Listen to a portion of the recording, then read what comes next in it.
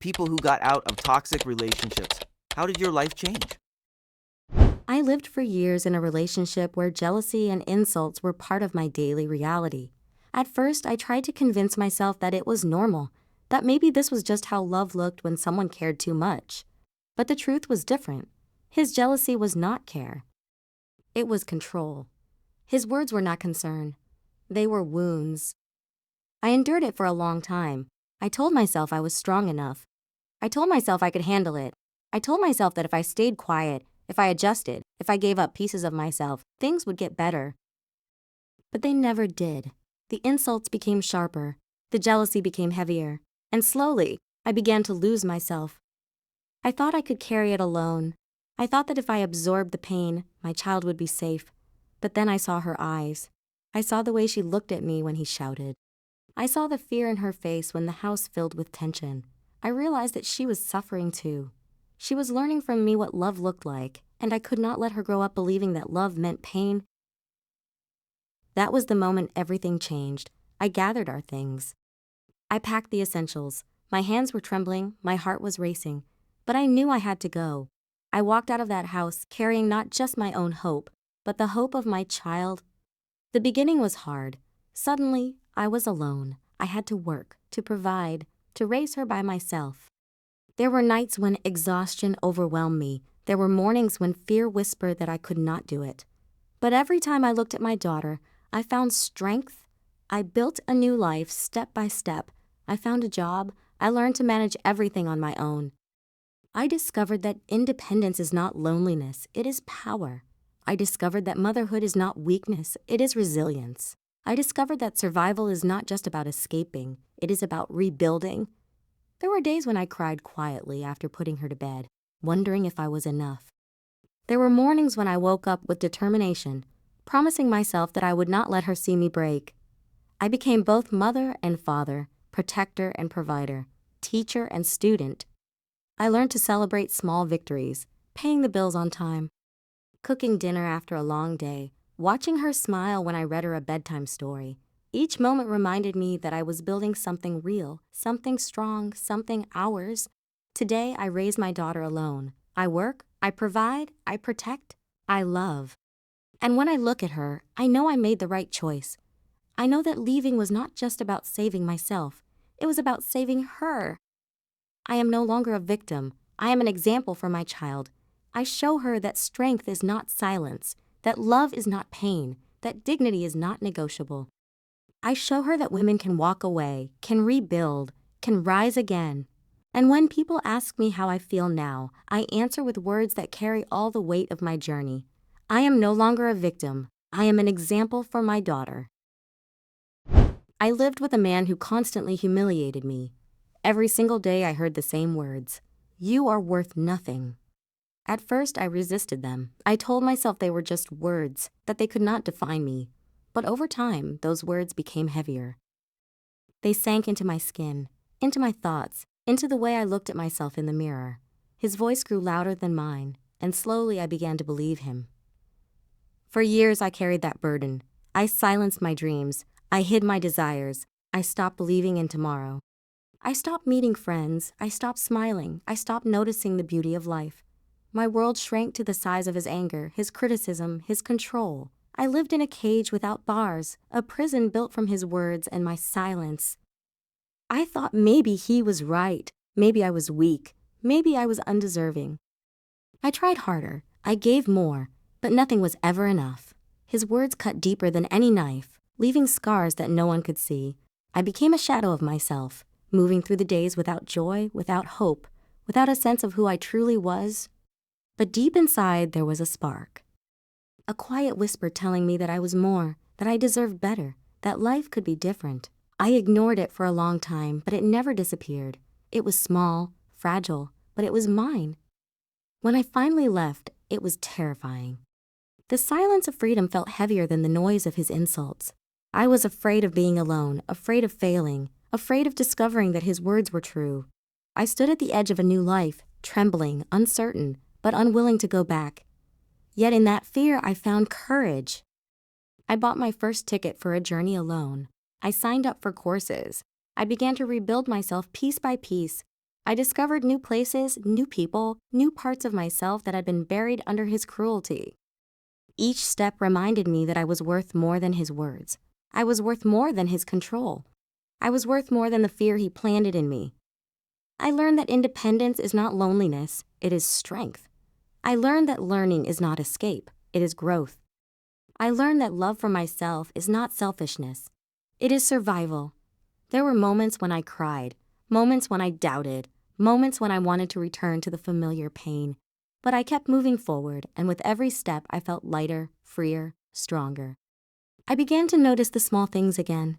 The beauty of the morning sun, the sound of laughter, the joy of simple conversations. I realized that life had colors I had forgotten. I started to dream again. I dreamed of traveling to places I had never seen. I dreamed of meeting people who would see me for who I was, not for who they wanted me to be. I dreamed of building a life where my worth was not measured by someone else's cruelty.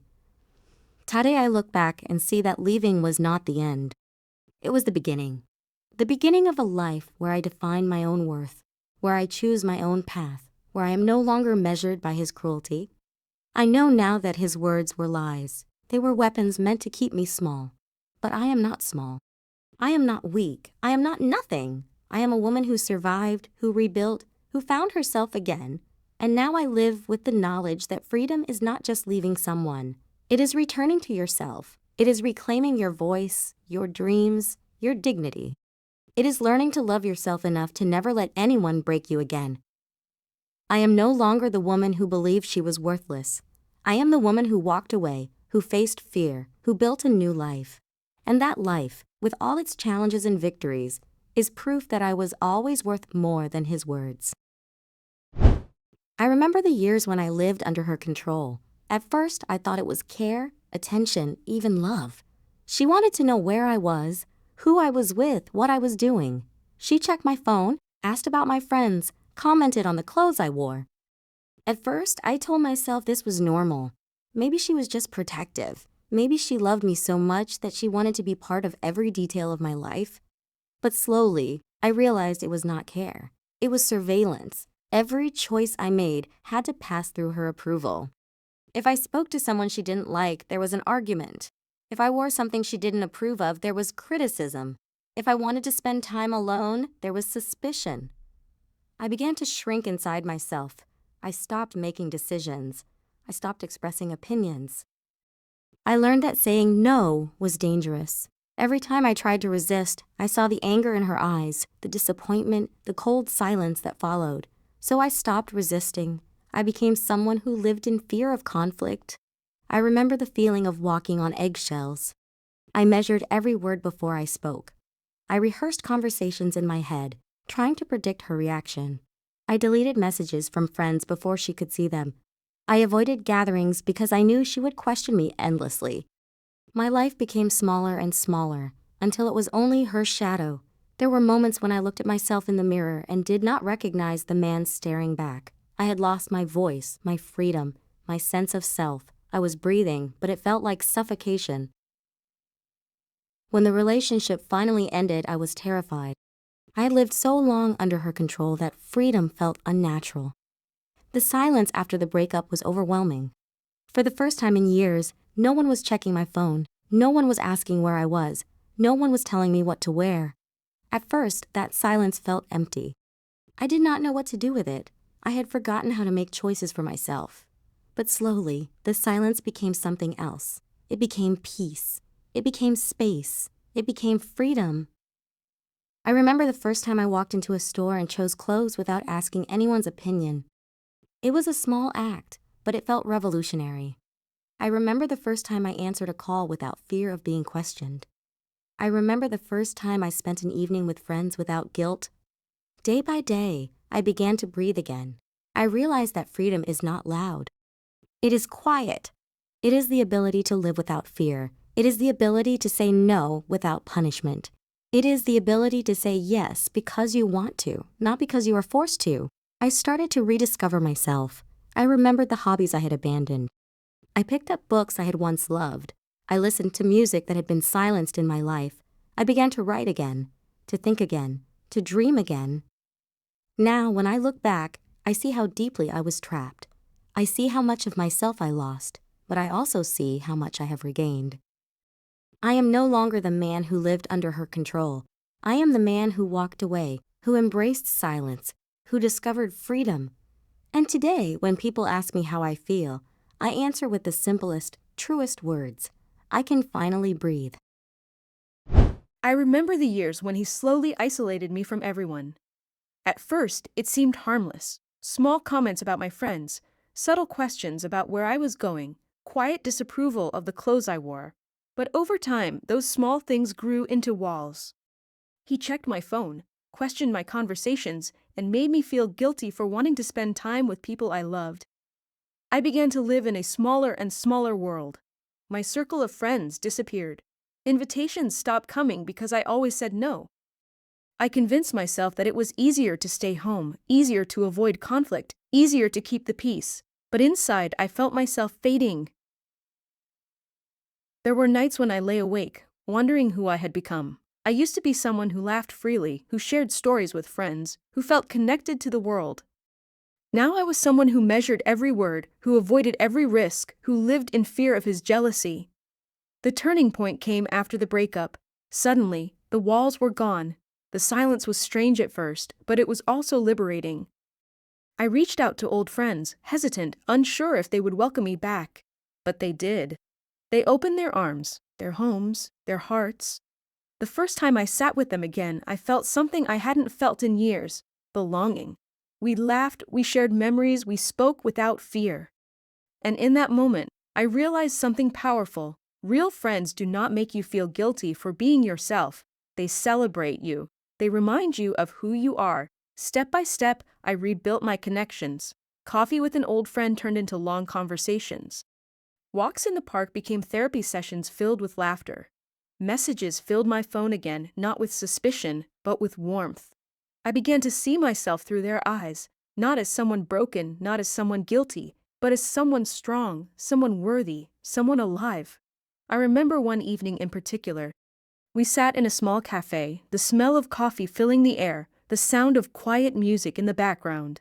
My friends listened as I told them about the years of isolation. They did not judge me. They did not pity me. They simply reminded me that I was not alone.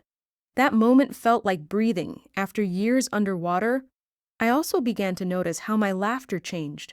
At first, it was cautious, almost fragile. But with time, it became louder, freer, more genuine. My friends teased me, told me they had missed that sound, and I realized I had missed it too. Today, I carry those friendships like treasures. They remind me that isolation was never love, it was control. They remind me that true people never demand you to shrink, they encourage you to grow. And when I look back, I see clearly. Leaving was not just about ending a toxic relationship. It was about returning to myself, to my friends, to the world. It was about reclaiming the joy of being seen, being heard, being accepted. Now I say with certainty, I am no longer alone. I am surrounded by people who love me for who I am, and that is the greatest freedom of all. I remember how, during the relationship, I gave up my own plans. I had dreams, ideas, projects I wanted to pursue, but every time I spoke about them, he dismissed them as nonsense. At first, I tried to defend myself, to explain why they mattered to me, but his words cut deeper each time. Slowly, I stopped talking about my ambitions. I folded them away like fragile papers, hidden in a drawer, waiting for a day that never seemed to come. I told myself it was easier to stay quiet, easier to avoid conflict, easier to keep the peace. But inside, I felt myself shrinking. My dreams became distant, my voice became small, and my sense of self began to fade. I lived in the shadow of his judgment, convincing myself that maybe he was right, maybe my plans were foolish. There were nights when I lay awake, staring at the ceiling, remembering the girl I used to be, the one who believed in possibilities, who carried notebooks filled with ideas, who dreamed of creating something meaningful. I wondered if she was gone forever. I felt like I had betrayed her, abandoned her in exchange for a fragile peace that was never real. The turning point came after the breakup. Suddenly, the silence of his absence gave me space to breathe. I looked at the pieces of myself I had abandoned and realized they were still there, waiting for me. I enrolled in classes, returning to the world of learning I had once loved. Sitting in a classroom again, surrounded by books and ideas, I felt alive in a way I hadn't in years. The smell of paper, the sound of pens scratching, the quiet hum of discussion, all of it reminded me that I belonged here, that knowledge had always been my refuge. I also began working on the project I had dreamed of for so long. At first, it was terrifying. I doubted myself, wondered if I was capable, feared that his voice would echo in my head forever. But with each step, I proved to myself that I could do it. I researched, I wrote, I built, I created. The project became more than just work. It became a symbol of my freedom, my resilience, my return to myself. There were nights when I stayed up late, exhausted but exhilarated, watching my ideas take shape. There were mornings when I woke with determination, eager to continue. Each milestone reminded me that I was not defined by his dismissal. I was defined by my persistence, my courage, my belief in myself. I remember the first time I presented my work to others. My hands trembled, my voice shook, but when I finished, I saw their eyes light up. They understood. They valued what I had created. And in that moment, I realized that my dreams were never nonsense. They were real. They were powerful. They were mine. The project grew, and with it, I grew too. I learned to trust myself again. I learned that failure was not proof of weakness, but part of growth. I learned that my worth was not measured by someone else's opinion, but by the way I chose to live my life. Today I look back and see clearly. Giving up my plans was never love, it was control. Reclaiming them was not just about education or work, it was about reclaiming my identity. I am no longer the woman who silenced her dreams. I am the woman who walked away, who returned to learning, who built the project she had carried in her heart for years. And when I speak about it now, I say with pride, I am no longer afraid to dream. My plans are not nonsense. They are my future. He used to tell me over and over again that I would never be able to do anything without him. His words were sharp, repeated like a mantra meant to break me. At first, I resisted. I told myself I was strong, that I had dreams, that I had plans. But slowly, his voice grew louder than mine. I began to doubt myself. I began to believe that maybe he was right. I stopped talking about my ideas. I stopped sharing my ambitions. I folded them away, hidden deep inside, like fragile papers in a drawer. Every time I tried to imagine a future, his words echoed, "You can't do it without me." And so I stayed, silent, shrinking, convinced that my strength was gone. There were nights when I lay awake, staring at the ceiling, wondering if I had lost myself completely. I remembered the girl I used to be, the one who believed in possibilities, who carried notebooks filled with ideas, who dreamed of creating something meaningful. I wondered if she was gone forever, buried under his doubts. But when the relationship ended, something shifted. The silence of his absence was terrifying at first, but it was also liberating. I looked at myself and realized that the dreams I had buried were still there. They had not disappeared. They had only been waiting for me to return. I decided to take the risk. I began to plan, to learn, to build. I opened my own business, something I had thought about for years but never dared to attempt. The first steps were difficult. I doubted myself, feared failure, wondered if his words would prove true. But with each decision, each small victory, I discovered something powerful. The strength had always been inside me. I remember the first day I signed the papers, the first time I unlocked the door to my own office, the first time I saw my name on a project that was mine alone. My hands trembled, my heart raced, but I felt alive. I felt free. The work was hard. There were long nights, endless tasks, moments of exhaustion. But unlike before, the effort was mine, the results were mine, the failures were mine, and so were the successes. And with every challenge, I grew stronger. I remember the first client who trusted me, the first payment I received for something I had built with my own hands. The first time I looked at my daughter and told her, "This is ours. This is our future." I realized that his words had never been truth. They had been chains. He had tried to blind me to my own power, to convince me that I was weak. But the truth was the opposite. The strength had always been there, waiting for me to see it. Today, I run my own business. I make decisions, I take risks, I build my future. And when I look back, I no longer hear his voice, I hear mine. Clear, confident, determined. I know now that I was never powerless. I was never incapable. I was never dependent on him. The strength was always in me. He just never wanted me to see it. And now, when I speak about my journey, I say with pride, I am not defined by his doubts. I am defined by my courage. The strength was always mine.